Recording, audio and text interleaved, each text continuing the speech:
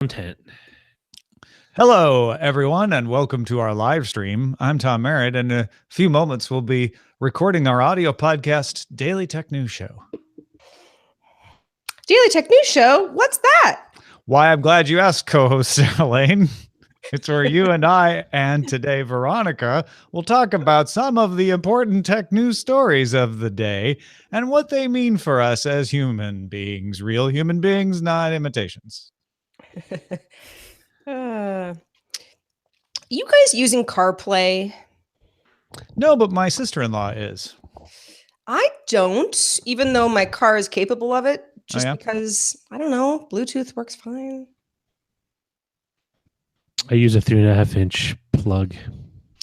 Yeah, I use a an RF adapter wired into the cassette port. Really? That Brian Cooley installed for a CNET video in 2004. Amazing. It's an old car. Yeah. 2005 maybe, but still. Yeah, my car's 2006, and I'm going to drive it until the wheels come off. There you go. Oh man, I drove I had a rental car over the weekend. I was in Vegas and we were doing a bunch of driving, so it made sense. And we had a Hyundai Sonata, actually a really nice little car. Yeah. I'd never driven one before. I was like, I kept doing all the wrong things because I'm used to my car, but I was like, this would be a car I would think about having in the future. I might be ready to get rid of my 2002 Prius. Yeah. My 15-year-old car. We'll see. I'm thinking about getting something like, what's the least visible car on the road? Not visible as far as like seeing it and avoiding a wreck. I mean, like, doesn't stand out. No one notices it. Yeah. Yeah. Well, I don't know. I think it was a like Ford the car Fusion. I see the most in the world is a Toyota Camry. Right, but those are targets for people who want to steal the chips for modding. Oh, yeah. But I have one of those odd Camry years that no one likes because the body style was ugly. All right. Oh, you have a Camry. Yeah. Yeah, we do our show. It just seems like that's the car, if I had to like, it's like a Camry or a Jetta. They're just everywhere. Or the Jatamry. Jamry. Jamry. All right, you guys ready? Yep. Sure. Here we go.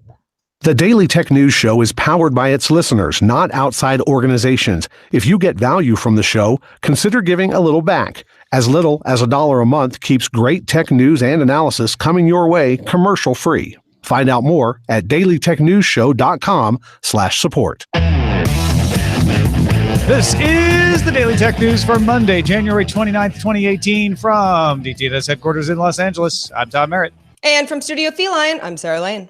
I need a cool name for my studio. I'm in San Francisco. I'm Veronica Belmont. San Francisco's pretty cool. Yeah. Old Fogtown. From old Foggy Bottom. No, it's not right either. Foggy Bottom is a different place. That's a different place. Yeah. Yeah, the listeners can come up with a name for my studio. Send it in to us. Feedback at dailytechnewsshow.com. Our whole deal here is to talk about the tech news each day and put it in context for you. And if part of that context is an important location for Veronica, then we need to know that. Guy who puts it all together and makes it happen on the back end is Roger Chang as a service. As a service. Chang as a service. I might start that. CAAS. CAAS. I like Chaz. Yes, Chaz. Chang is the service. All right, let's start with a few tech things you should know. WhatsApp has added compatibility with Apple's CarPlay, becoming the first third-party messaging service on the platform. CarPlay users can now see unread WhatsApp messages and ask Siri to read them and reply. Of note, WhatsApp has worked with Android Auto for some time now. Very cool. Seems dangerous. CNBC sources say Dell is considering a reverse merger with VMware in order to make Dell a publicly traded company again. Dell owns more than 80% of VMware. So then VMware buys Dell, but because Dell owns 80%, they give... and they wouldn't have to IPO. Right. That's the end result. Yeah. Amazon released a Super Bowl ad teaser because we live in a world where commercials get teaser trailers now. In the ad, or in the teaser, I should say, Alexa A, loses her voice, and the team tells Jeff Bezos they have replacements ready. New alternate voice features for the Echo coming? Or just silly publicity stunt? We'll find out February 4th when the Super Bowl ads are posted online. Or you can watch them during the game, I guess. Aren't you supposed to call it the big game, Tom? Sorry. No, we are fairly reporting on the event named the Super Bowl, not trying to associate our brand with it. So I think we're okay. I think it's Superb Owl, but I actually, I prefer calling it that anyway. Microsoft has acquired PlayFab, a gaming backend service that helps developers launch games online faster. The Seattle-based startup previously raised about $13 million in funding and will be integrated into Microsoft's Azure gaming group. That is interesting. Let's get into some more top stories. Veronica, what are we going to kick off with? Sure. In a story about Apple's chip-making strategy, Bloomberg's Mark Gurman reports a source tells him, quote, Apple is working on at least 3 updated Mac models with custom co-processors for release as soon as this year, including updated laptops and a new desktop. Now, Sarah was going to be too nice to mention this, but she was poking fun at me for including a device rumor story after I went on that big tirade about it on Friday's show.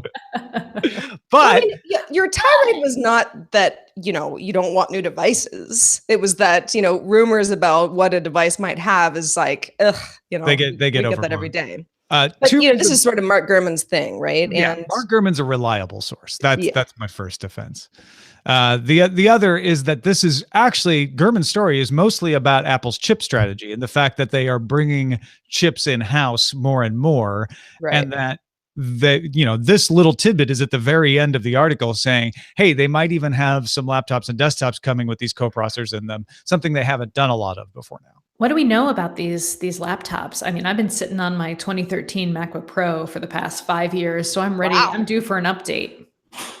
Yeah, I mean, other than they would have these co-processors that so far, I think we've only seen them in 1 or 2 actual models. The only 2 Mac lines that include custom Apple processors are the MacBook Pro with the Touch Bar and the iMac Pro.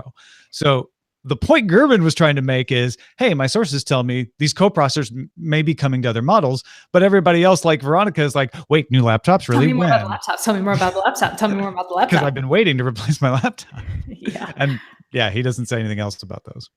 I mean, I've got a MacBook Pro that I bought at the end of 2016. It has the Touch Bar, which is, some people like it, some people don't. I'm perfectly fine with it. But yeah, I mean, the processor is like, I don't know, does it work? What else is new? It's in there running the Touch Bar and doing some secure stuff. I've just heard so many complaints about the new MacBook Pros. I've just been very gun shy about making the switch. My laptop works great still, technically. My first gen Touch Bar had a lot of issues. It had a weird keyboard thing. The screen went bad. I had to have it replaced for a backlight immediately after I bought it.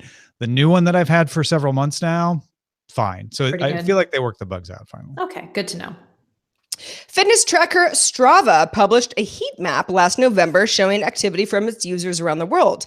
Over the weekend, Australian conflict analyst Nathan Rooser showed how he used the same map to discover activities around U.S. military bases in regions where other users are rare, sometimes revealing previously unknown military locations.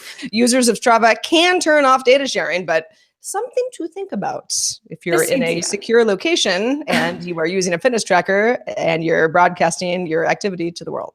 Strava was very much like, well, we are just using public information from users. We have no idea like what their status is. We don't know anything about them other than the fact that they're users and they make their data public. And so it's really the onus is on the military and the individuals involved to understand how that data is being used. And I really think it would be up to the military to be like, you have these devices, you're out in the world. We understand that they are transmitting GPS. We understand that they're transmitting data to third-party services. We should understand how and when that data can be accessed. And that seems like kind of a big thing they should be thinking about. Yes. And I think this shows the danger of opt out versus opt in with your personal information. I don't disagree with anything you said, Veronica, but I also think that Strava would be better served if they said either very clearly, we are going to be sharing your location. Because if I'm in the military and I get a big pop-up that says that when I install it, I'm going to go, ooh, I should turn that off. But instead, what Strava did was they launched a new service and they opted everyone in, and they gave them a setting that they could go turn it off. And it was incumbent upon the user to go in and find that. Now, granted, like I said, I don't disagree with you, Veronica, that if I'm in the military and I'm using a Fitbit that works with Strava, that I should probably know what Strava is collecting on me. But I also think that companies could be better about making it very clear to people what location data is being collected and giving me a chance to say, yes, I would like that. But they do. When you install the it. app, they ask you for permission to access your location data. The Strava app does, for sure. It has to. I mean, I don't use Strava, but every app that uses location services asks to use your location services. Yeah, I mean, I think that's a requirement. Yeah, I don't think they can do that without telling you. So, I mean, maybe they forgot that they had given these apps access to that information, and then they went overseas to the place that it was supposed to be secret. But I don't think there was an opportunity for them to opt out of that when installing the app. I mean, there had to have been. I mean, I'm sure someone will show me an example where that is not the case, but possibly. I'm pretty positive for these types of apps. I still think it's a better policy for companies to have you opt in rather than making you opt out, because it is a safety net for your private information. And in this world, there are too few protections for our private information, not too many. So I think the needle could shift the other way. The other thing I want to point out is the metadata. Strava, when they published this heat map, very, very understandably said, like, there's so many users in California and the mainland and Europe that no one will be able to deduce who ran where. They didn't take into account is that if you're one of only 5 people in Syria or Afghanistan using these things, it's very easy to see where you are. And the end result was military installations that were not known publicly show up on this map, and routes show up. Like if someone's wearing their Fitbit, you can basically see the perimeter. They're out on patrol, that's going to show up. Right. Yeah. I think it's a mix of both things. I think probably the app makers should take more responsibility for how they're surfacing that information. But I also strongly believe that people should be personally responsible for understanding how the information they're taking account of is going to be used by third parties. Kind of reminds me of when back in the day when Venmo, well, it still will if the settings are better now, but it was like a sort of a timeline of people giving each other money for various reasons. And sometimes you can say, like, because Venmo will make you say, like, why am I giving Tom Merritt $10? Like, I need a reason, but like you say a joke or whatever, but like, it's actually, it can be public information. I remember people being like, this is crazy, up in arms. But again, it's like, there are settings there. Just learn how to use it. Now, here's a story that got a lot of attention and then has simmered back down. But we know a lot of you heard it, so we want to talk about it to dispel some of the myths already growing around it. A presentation apparently had been developed on options to combat Chinese spying on U.S. phone calls by the U.S. National Security Team. That's totally what that team is for, is considering, like, what do we do to combat things like this? Let's say the Chinese want to spy on our phone network. What do we do to defend against that? One of the options being considered was having the U.S. government build a 5G network. Now, when you're brainstorming, you come up with crazy ideas. This apparently was one of them.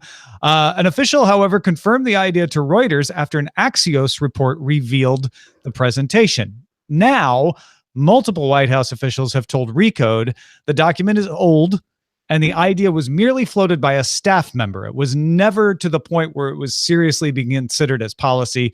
FCC Chairman Ajit Pai said he is opposed to the idea of the U.S. building its own 5G network. And besides that, U.S. carriers, as well as Japanese and Korean carriers, are already well on their way to building 5G networks. There will be 5G service launching in the United States this year. So the U.S. would be behind if the government wanted to get into this anyway, unless they went in and seized the networks or did crazy stuff like that. Anyway, none of this is happening, but you probably will continue to see headlines about this for the next couple of days. Don't make me agree with him on something. I mean, yeah, I think an idea of a standard, when you read that first Axios story, there was speculation about, like, oh, maybe it means a standard to make it easier to roll out service and get pull access. I'm like, those are great ideas. I'm all for that. The government either seizing equipment or somehow nationalizing or creating their own, not necessarily the best idea at this point. I mean, besides a government worker, who would use a government 5G network in the US? No, well, the idea was that the government would create the 5G network and then sell the access to the telcos. So everyone would have used it if this had ended up being true. But we're also, I mean, we're looking at a memo that, it's like people have ideas all the time. They don't necessarily go anywhere. So we're just contextualizing for future panic. This is why you hide the whiteboard when you do brainstorming, so stuff doesn't get taken out of context. Hold on, I gotta shift my camera. Take a picture, erase it. It's not my whiteboard. New York Attorney General Eric Schneiderman is opening an investigation into Devumi, a firm accused of stealing identities in order to create fake social media accounts and sell followers. The New York Times published an account Saturday of people who said their details and profiles have been copied to be used as bots. Devumi offers customers the chance to order up to 2,500,000 Twitter followers with prices starting at $12. Clients can also buy likes and retweets, and Twitter says it's working to stop such tactics. It allows automated accounts, but says they may not be bought or sold. Twitter also says it will suspend accounts that purchase follows, retweets, or likes. And I read this story this weekend, and it is, I mean, I knew this was a thing, but it is a lot more pervasive than I think I really understood the buying part. Like, I knew bots were out there. We did a whole episode on IRL about bots and how, like, prevalent they are in social media, but I didn't realize that people were using these services to actually buy that many followers and that regularly. Even people like John Leguizamo, he's already famous. Like, does he really need to buy followers?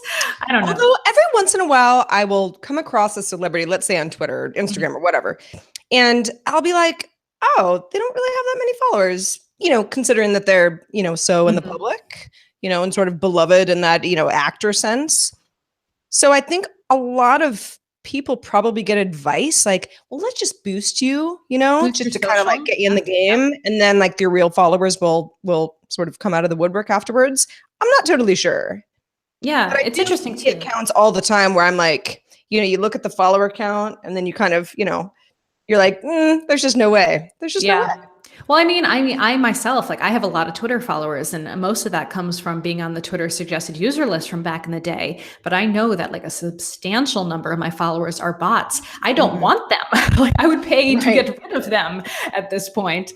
But I can see why people who make a lot of money off of things like endorsements or product placement or ads or what have you, they rely on these metrics, these likes and retweets, and they're standing on cloud or whatever it is to actually charge more money. And that's like a real world implication for a lot of these people who are either trying to build a career or build up a social media following.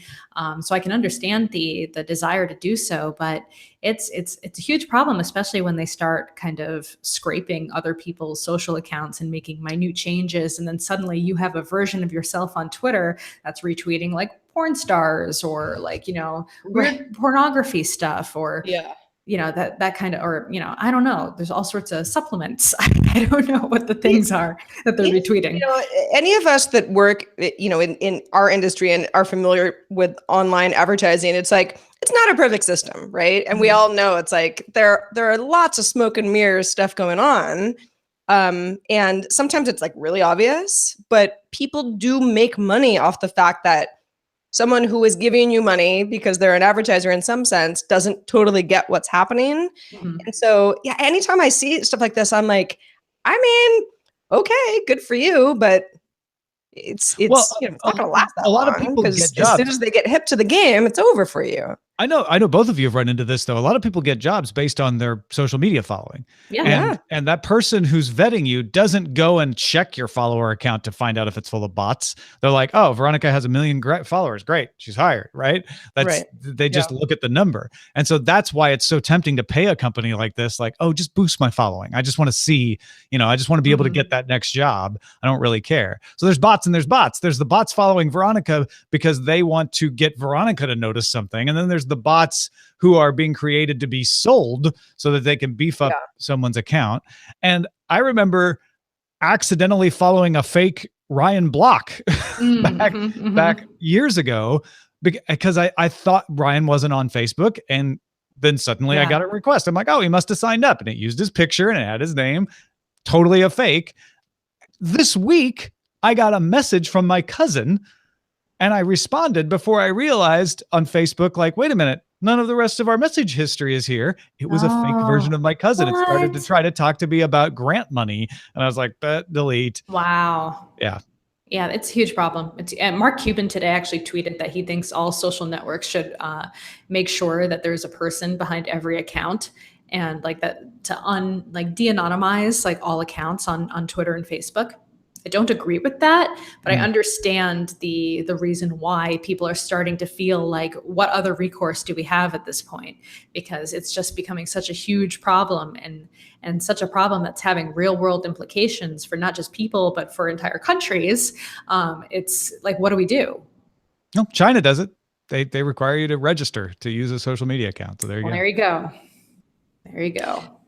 Smart speaker maker Mycroft is introducing the Mycroft Mark II, a follow-up to their 2015 model. The Mark II has an array of 6 mics, a 10-watt speaker with dual 2-inch full-range drivers, a 4-inch LCD panel as well.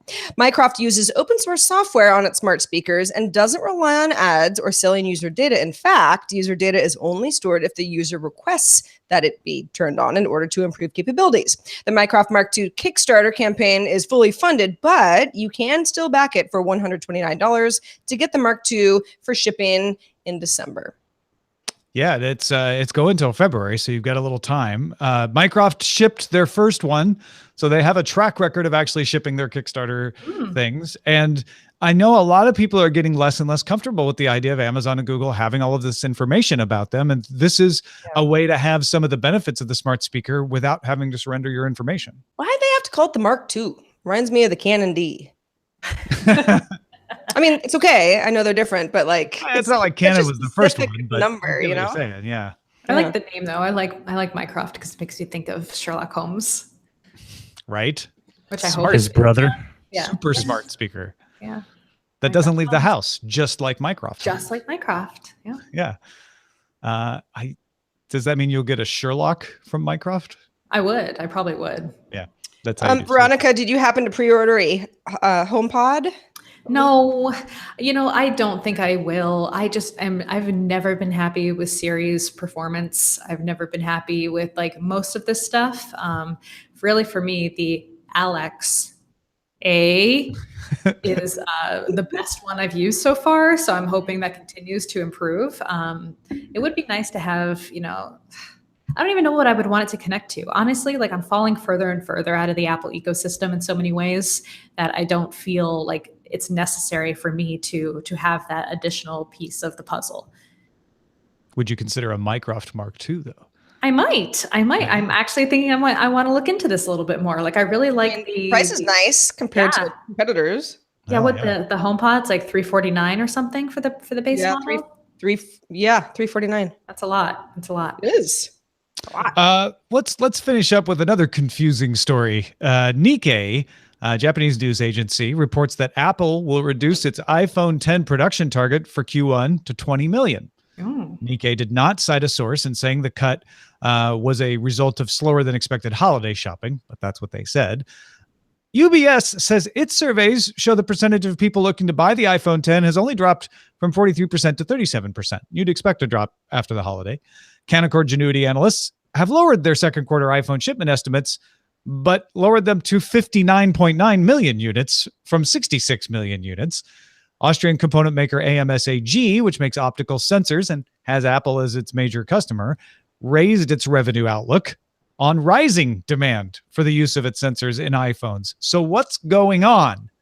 Well, last year, Nikkei reported that Apple cut orders by 10% in Q1, but iPhone shipments ended up growing by 4.7% for the quarter. An Apple insider points out that the complexity of Apple's supply chain makes it very difficult to deduce sales outcomes from changes in supply inventory. In fact, back in 2013, Apple insider even quoted this. Tim Cook said, yields might vary, meaning the number of parts made. Supplier performance can vary. The beginning inventory positions can vary. I mean, there's just an inordinately long list of things that would make any single data point not a great proxy for what's going on. So he says, even if you see some people cutting orders, doesn't mean anything about the number of shipping products. slowing the ramp from one parts maker, let's say like, oh, we need you to cut back on the modem chips, can cause cuts in production targets for another parts maker. So it's not because Apple ordered them to cut back. Let's just say we're just not getting as much yield. And so Apple goes to another parts maker and says, you know what, we're not getting as many modem chips. We need you to cut back on the optical sensors, or whatever. These numbers don't make any sense until they all come together at the end. And if you can't get all the parts together at one time for a Foxconn to put together, then you're going to change those parts mixes, and none of that can affect sales. They may be building an inventory that has no relation to expected sales because they're building it for the entire year. So much better when it's like nobody bought an iPhone 10. Yeah. And most of this, the stories about iPhone 10 at retail are that there aren't enough. That when you tried to buy one, you had to wait, which implies that they didn't have to cut production, that they were having problems with yields. They were having problems getting enough of them made. Not that I know all that much about supply chain stuff, but it would, and this is something that I know Apple's done in the past and lots of companies do. It's like, if you create demand for anything because you're like, demand was off the charts, we just didn't order enough, to begin with, like, then it makes it more, that's a thing people want more. Yeah. Because it's it's a highly coveted item that's hard to get. So I think we overestimate the times the companies do that on purpose, though. Like, I think more often companies take advantage of that because they're like, we're not getting enough sensor yields. Let's and then we'll just say it was like really, really high in demand. Yeah.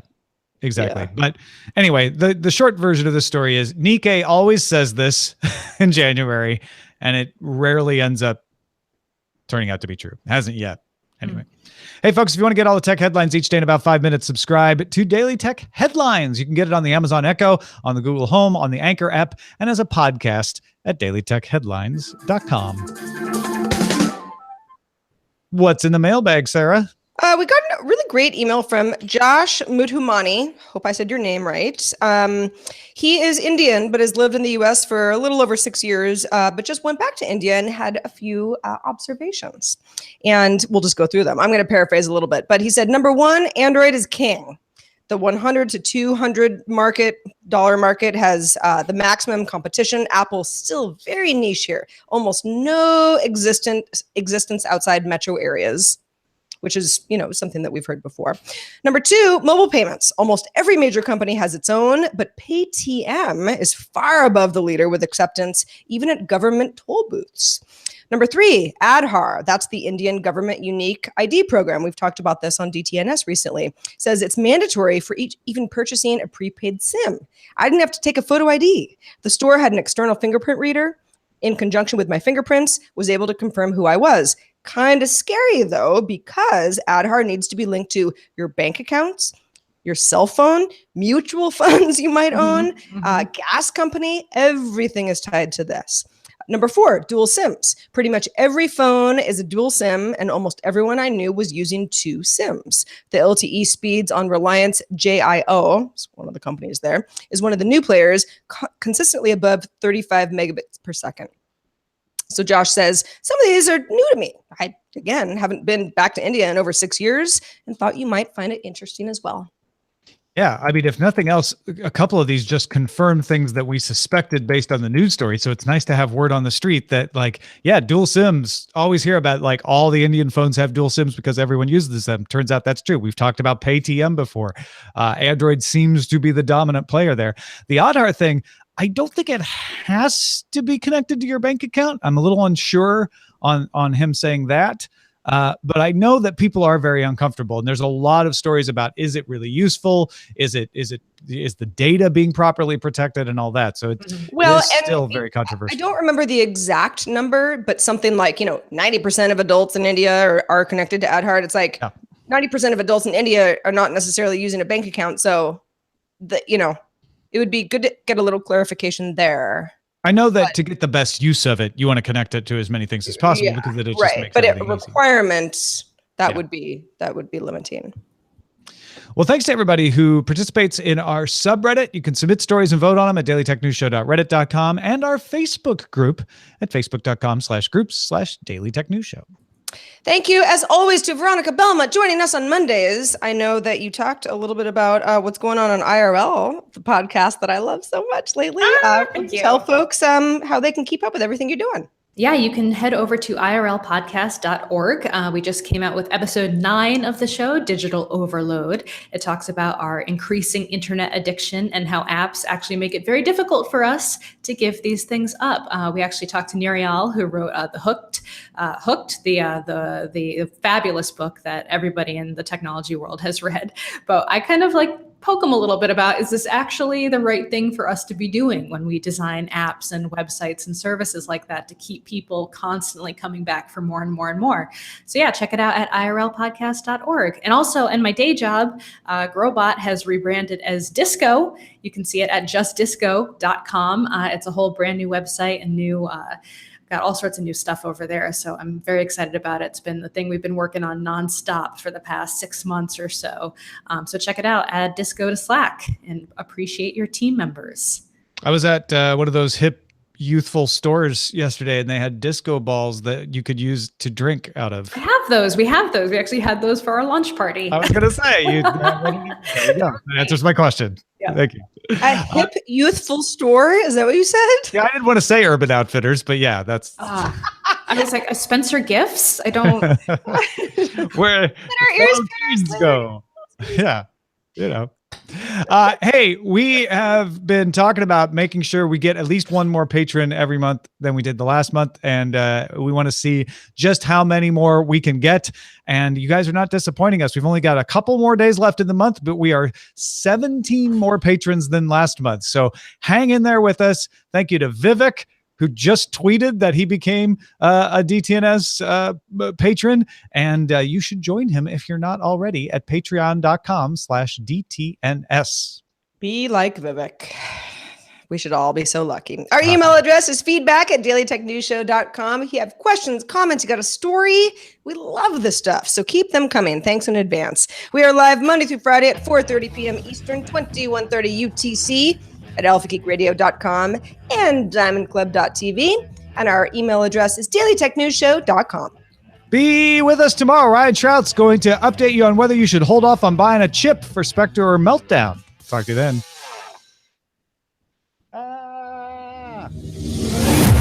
This show is part of the Frog Pants Network. Get more at frogpants.com. Diamond Club hopes you have enjoyed this program. There's one little corner on Boss Jock for each sound, which prompts you to remove the item instead of playing it. That's what I just did. I liked it. It sort of seemed like it was part of our sign off. Yeah, that's our new our new audio logo. Scott ever decided to start a clothing line based on his company, he could call it Amphibian Outfitters. And it's true. Oh, fine. It's true. It's a good point. All right, titles. Every step you tell me what we should call this show, Roger. What should we call this show? That is the question you guys charged with answering. Got to get on the same page about the show much. All right. Time. These are my. Tom's all right, you're fine. Not These being, are my excited enough. These are my picks. All right. Top of the list. Every step you take, Strava is watching you. Get it? Like the police song. Yeah. There's Chang as a service. With that one. Yeah. There's a couple spins on that. I see. Sharing military secrets is the last Strava. Like Strava. Shut up and take my bots. When did we say that? Oh, maybe I said I'd pay people to take my bot. Shut up and take my bots. That's funny. Okay. I like that one. That's a nod to Futurama. Mm-hmm. Oh, I did say shut up and take my money, I think. Yeah, that's Botty by nature. Who did that? Wait, are you joking? Bravo.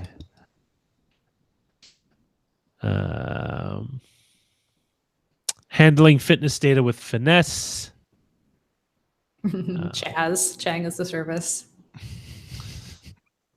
So good. Body by nature. That's pretty funny. What I just said, you guys, and no one laughed. No, I was laughing too. And you like covered it. You're like, it's a good one. I was Sarah, looking it's- for it after you said it. I was like, where is that? Body by nature. But I still like Well, every yeah, step 'cause you it- take. it's- Strava's watching you. It Yeah. sounds differently than it's spelled. Because I like although I Shut don't Up like and Take the My Box. police, I like Sting. All right. Shut Up and Take My Bots. Is that the one you like? That's Sarah? that would be my pick, but And Roger, you like every step you take. Strava's it's a watching you. democracy. Yes. Veronica, can you break the tie or make it a 3-way tie? I'm a body by nature. All right, so I'm we have gonna a go with the 3-way bottle. tie. Sorry. So I have to break the tie. Yes. Oh, It's body by nature. Every step you take, Strava's watching you, or shut up and take my bots. Let's do body by nature. All right. That's what I was gonna pick. Do. okay. Yes. Body by nature. Do. Lucy, what are you looking at? Lucy. It's because whenever I'm gone, even for a day or two over the weekend, the cats are just like, they're just like very eye contact heavy. Yeah. They just want Are to you look gonna at go me. again? Are you gonna go again? Are you gonna go again? Right. Yeah. They're Like, just trying to steal your are you going soul. to pick up that bag? Because when you pick up that bag, it means that you leave us. Yeah. For sure. He All right. fooled the dogs this weekend because we were gone for the weekend as well, but we didn't take large bags. We didn't take a rolly bag. They're like, oh, they're just like, Yeah. Just packing a like, backpack. today. I'm going anywhere. All right. I need to bounce. All Get right. back to work. Thanks, Thank you Veronica. guys. Thank you. Thanks, See you next Bea. week. Yeah, thank you. Bye. See you next time. See you next time. Yeah, I'm sorry, Roger. I kept meaning to talk about this title selection, then I forget. But what you did today is great. Also, like, I was totally kidding. You guys aren't actually No, fighting no. about this stuff. We haven't been. We haven't even been talking about it. That's been the problem. It's lack of communication. It's where every relationship falls apart. All solid relationships are built on routine. That's true. It's not And a crippling bad- codependence. Right. Codependence is when you know. That's one of the things that, like, when you hear that term, like, oh, very codependent, where I'm like, but who isn't codependent on someone that they care about? Like, that's not really a bad thing. There needs to be some term for, like, codependency is where you allow things to happen that harm the individual. so codependency as a if you're defining it, means codependent Yes. behavior. Right. There's Okay. there's nothing Well, wrong if with you think of it that way, then. dependent on someone, but codependency has to do with some unhealthy form of that. Yeah. Well, for example, someone's addicted to a substance or something, and you kind of manage that addiction for them, but you don't really try to kind of get them off it because Right. you like Okay. being that person that Okay. cares for them. Let's not see. To me, I was always sort of like, you're dependent on somebody because you're close to them and they're dependent on you. Like, that's not necessarily a bad thing. But Yeah. if you think of it in terms of like, no, it's bad stuff that I'm enabling. Right. Yeah. Because Yeah. it's good to be dependable. Yeah. Right. Yeah. And It's to bad to depend on be- someone who's going to come through. Enabling. I mean, and it's sometimes you see it in a parent-child relationship where a child's unusually close to their father or mother. Like, that Yeah. parent is their best friend. That's sometimes considered unhealthy because that child, even as an adult, isn't making the necessary social relationships outside of that Be circle. clear too that none of us are claiming to be experts in this subject, No. nor do we want to have a continuing, ongoing conversation about the nature of this. I think we were just trying to clear up the like. Yeah. that- What does it all mean? Yeah. Yeah. I mean, I am the last person who's going to tell you how to run your life.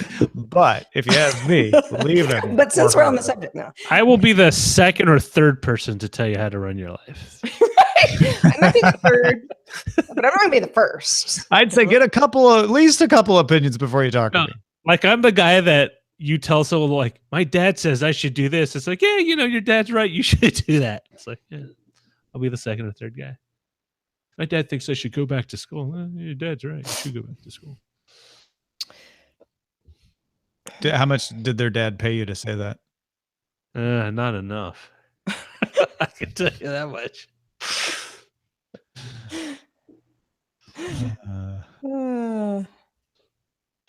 Oh man, so it was so funny, guys. When I was in Vegas over the weekend, and my hotel, we were staying at the Encore, and just the Encore either looks towards the Wynn or it looks like towards the convention golf course, center. right? Oh no. And my view happened to look at the convention center. So I was sort of like, there's the Renaissance. There's where the power went out. And you were there. And you were there. Just there, Yeah, I don't even know the hotel as a Renaissance. I just noticed as the hotel with the TP bot. Yeah. Right. Yeah. That's my favorite bot. But no, it was like, it's a funny view because they're building a casino on one side, some new casino. And then, the convention center, and there's like a golf course that you like never even really see. That's right there too. It was just funny. I'm like, here I am looking at it again. Fun fact.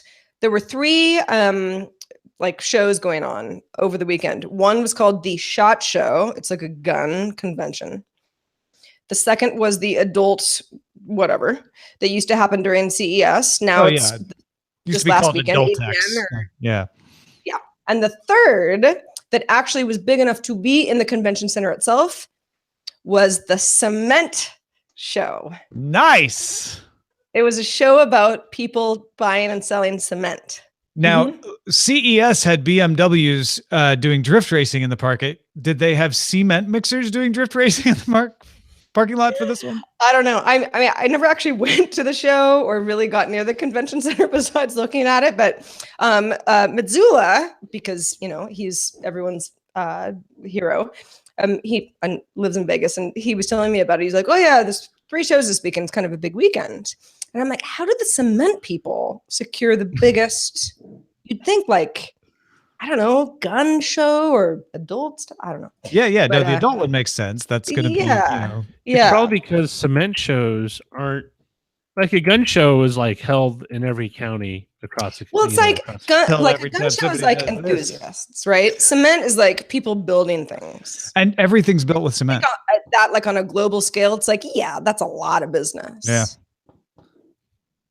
Cementing a future for America. Mm-hmm. So true. I think that was a nice little show we did today. That was great. I think we solved all the problems in the world. Problem solvers. That's it. That should be the spinoff show. Problem solvers. Well, Sarah already does that for Night Attack. Problem solvers with a Z. That's how you know it's good. Mm-hmm. Oh, what if we do a show called Problem Solvers and add a question mark? Did we solve your problem or did we complicate it? Problem solvents. Did we talk at you for too long? We thought we were solving your problem. I did a fun thing yesterday. I had a somewhat not late, but like an evening flight out of Vegas, and I had to kill a few hours. So I went and got a massage, and they were like, "Do you want a 60-minute or a 100-minute?" And I was like, 100 minutes? It's like almost 2 hours. I want that one. So I had the longest massage I've ever had. It was great. Everyone should do that more often. 100 minutes.